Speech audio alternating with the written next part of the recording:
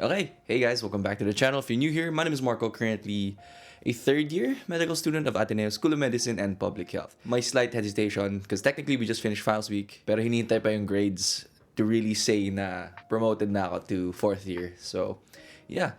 Anyway, I haven't posted in a while, and I thought, a lot of things have changed since last year. And last time I made a what's in my bag video, second year lang ako, and what we usually do in school was usually just lab classes.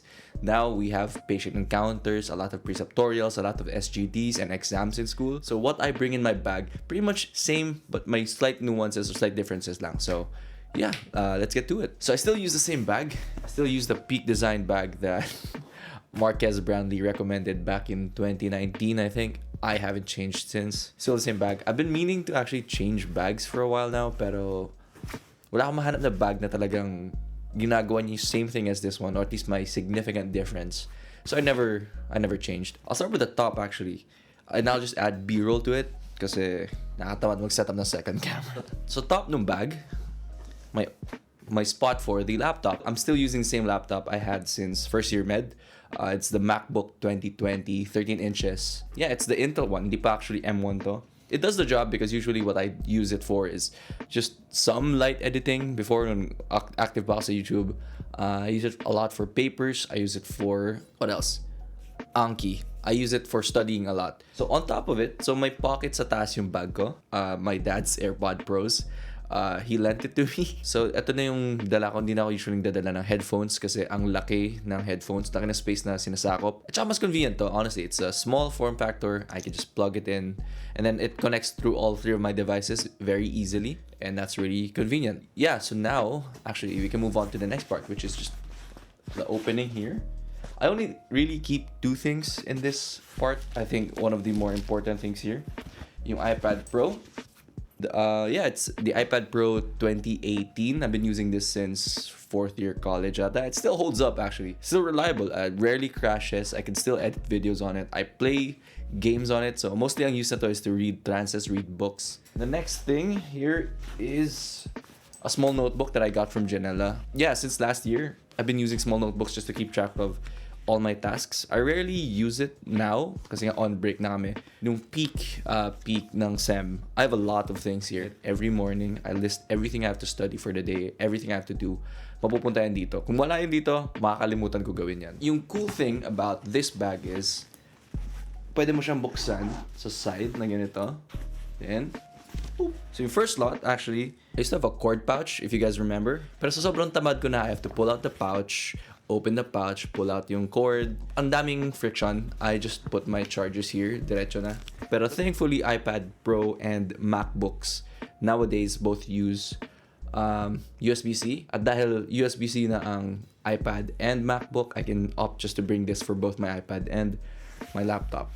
And then, always dala ko to, Anker 10,000 milliamp hour power bank. Tapos may dedicated cord na rin ako dito. Dami kong cords lying around here. Na USB-A to Lightning, just dedicated cord na to for the power bank. So usually I charge this up. You never know kung kailan mo kailangan mag-charge ng phone. Ang wala sa akin yung charger mismo, charging brick. So hopefully in the future kung makaipon ako, I'm gonna buy one of those Anker chargers na may USB-C, USB-A, so I can both charge laptop, iPad, and also I can also charge my iPhone with a charger just in case maubusan ng charge yung power bank ko. And the last thing dito sa pocket is actually an extension cord.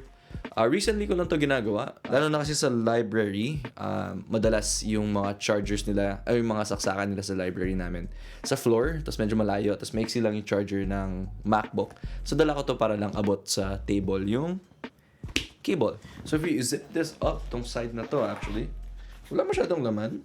I rarely use the stuff that are here, but usually atong right side ko na, right side ba to? Left side flap ko for techy stuff. So if I bring my SSD hard drive, dito ko ilalagay yun. For now, ang dala ko lang dito is yung dongle ko. It's a Flepo. I forgot. This is one of the cheapest one in the US na nakuha ko. It has a USB-C plug, micro, and SD, regular SD. Tatlong USB-A, and then my HDMI. So pretty much for general use sa school, okay na to. Ang wala lang dito, siguro, an extra USB-C port would have been nice, pero For what I use it for, okay na to. May extra ako actually. This is dedicated for, my setup here. Ito naman yung Vention. Actually, bakit hindi kaya ito yung dalhin ko na lang? Anyway, this Vention one has 3 USB-A. May LAN port siya, just in case gusto mo mag-LAN connection. HDMI, USB-C, SD, and microSD. So, actually, ito na lang kaya dalhin ko. Never mind. Oh, I also always bring a lapel mic. I never use this, pero just in case gusto ko mag-film sa school, which recently never happens because I stopped filming in school now. May microphone ako na matino. Oh, nice. Meron akong flash drive, though I rarely use flash drive thanks to AirDrop nowadays. Just in case kailangan ko, meron na ako flash drive. I think dito yung mas school supplies related. So example would be ito yung 2 other Muji pens that I use. Extra lang just in case someone needs a pen. And then ito yung Pilot Acroball na I rarely use and I will never lend this one. At dahil may Pilot Acroball ako, may dala ako dalawang extra refills. Never ko pa nagamit to. Kasi nga rare ko gamitin yung Pilot Acroball. So, yeah. Ano pa ba? Yeah, actually, yun na. Yep. So, yun na yung mga nasa bag ko. So, yun yung pag-usual school day, sabi natin lecture or exam lang ang meron. Ito lang yung dala ko. Pero kung may patient encounter kami or may clinical exposure kami sa ibang hospital or something, may extra akong dala-dala. But before we get to that, actually, I want to show you guys 2 water bottles that I have. Before this, I didn't have this. Pero nung birthday ko, Janela gave me this thermo flask na 1.2 liters. Kulay black siya. Tapos may letter M siya na parang embroidered piece. It's pretty neat. Lagi ko tong dala sa school. Lagi tong puno ng ice tsaka tubig. At after 2 hours in school, ubos na to usually kasi malakas talaga ako minom ng tubig. Ito naman recently ko na nakuha to. I got it from a close friend's sister's debut. Kasama siya sa binibigay. Ito naman, aqua flask na 650 milliliters. Purple naman siya. Tapos meron siyang crocheted na honey butternut, butter something. Basta yung sa Dunkin' Donuts na donut.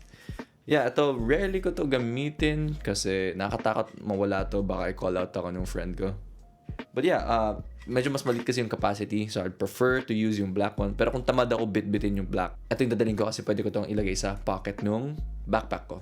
So now, kung may clinical exposure kami or may patient encounter kami with an actual patient or maybe simulated patient, I do have an extra bag that I bring. So this one is just a blood pressure kit na bag na I got from Mercury Drug.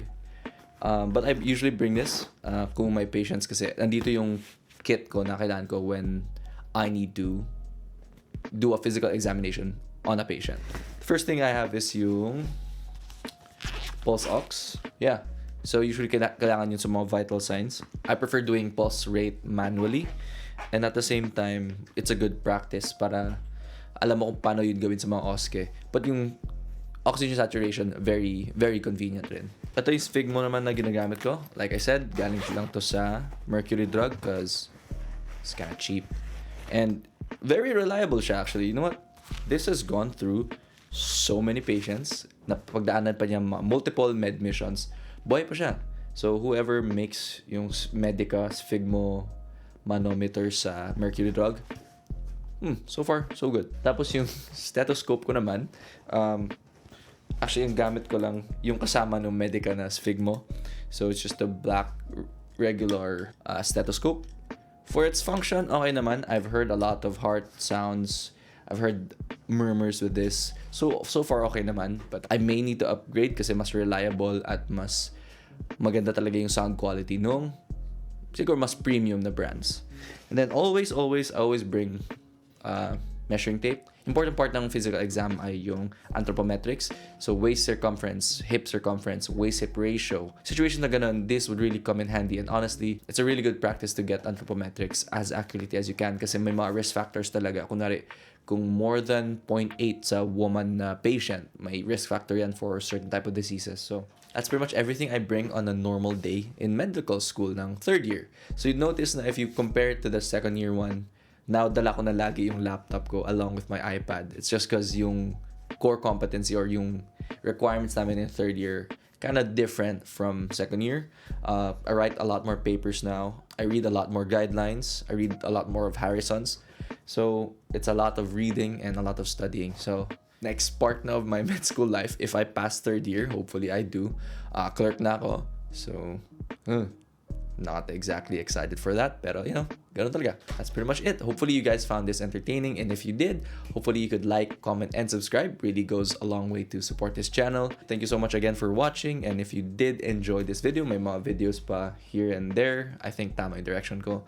Subscribe easily to the circle down there in the center of the video. Anyway, see you guys in the next one. Peace.